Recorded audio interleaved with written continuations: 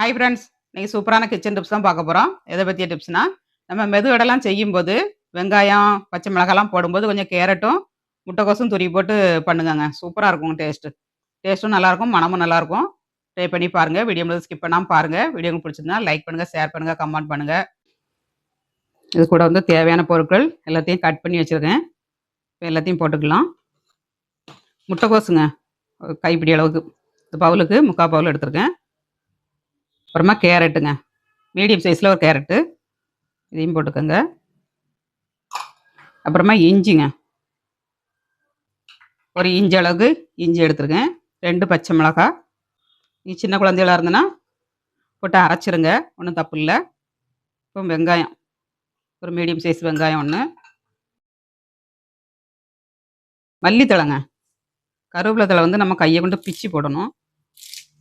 இப்படி கிள்ளி போட்டிங்கன்னா நல்ல வடை வந்து வாசனையாக இருக்குங்க. அதனால் இந்த மாதிரி கிள்ளி போட்டுக்கோங்க, நல்ல மணமாக இருக்கும். மிளகு ஒரு 1/2 ஸ்பூன் போட்டுக்கோங்க. ஜீரகம் ஒரு 1/2 ஸ்பூனுங்க. இதெல்லாம் போட்டிங்கன்னா நல்லா வாசனையாக இருக்கும். அப்புறம் வடை டைஜஸ்ட்டும் ஆயிருங்க.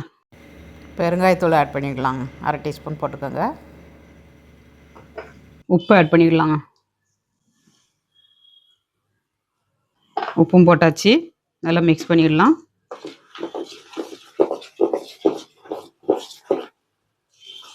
பனியாரக்குழிலையும் போட்டு எடுக்கலாம் நீங்கள், அதுவும் நல்லா சூப்பராக கிடைக்கும். ரொம்ப ஃபுல் ஃப்ளேம்லேயும் இருக்கக்கூடாது. அடுப்பு உங்களுக்கு ஸ்பீடாக எரியுதை பொறுத்து இருக்குங்க. ரொம்ப ஸ்பீடாக எரியுது அடுப்புனா கொஞ்சம் குறைச்சிக்கோங்க. நார்மலாகவே எரியுது அடுப்புனா ஃபுல் ஃப்ளேமில் வச்சு வடை சுடுங்க. அப்படின்னா நல்ல முறுமுறுப்பாக கிடைக்கும், எண்ணெயும் வராதுங்க. அதனால் அந்த டிப்ஸ்லாம் ஃபாலோ பண்ணுங்கள். நிறைய டிப்ஸ் எல்லாம் இருக்குது. டிப்ஸ்லாம் ஃபாலோ பண்ணுங்கள், சூப்பராக நீங்களும் வடை சுடலாங்க.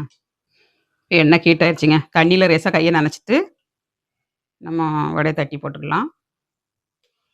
இந்த மாதிரி எடுத்து உருட்டிடணுங்க. உருட்டிட்டு இப்படி கையில் ஒரு அமுக்கினோம்னா சூப்பராக போட்டுடலாங்க.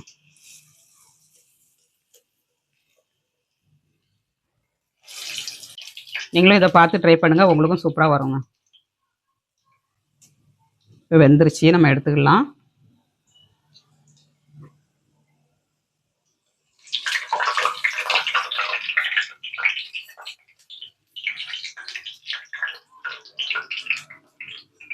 கேரட்லாம் போட்டுக்கனால நல்லா சிவப்பாக வெந்துருச்சு பாருங்க, மறுமணம். இப்போ கடாய் நல்லா ஹீட் ஆயிடுச்சு, எண்ணெய் ஆட் பண்ணிடலாம். இந்த மாதிரி திருப்பி போட்டுக்கணுங்க. அட்டகாசமாக போட்டாச்சு.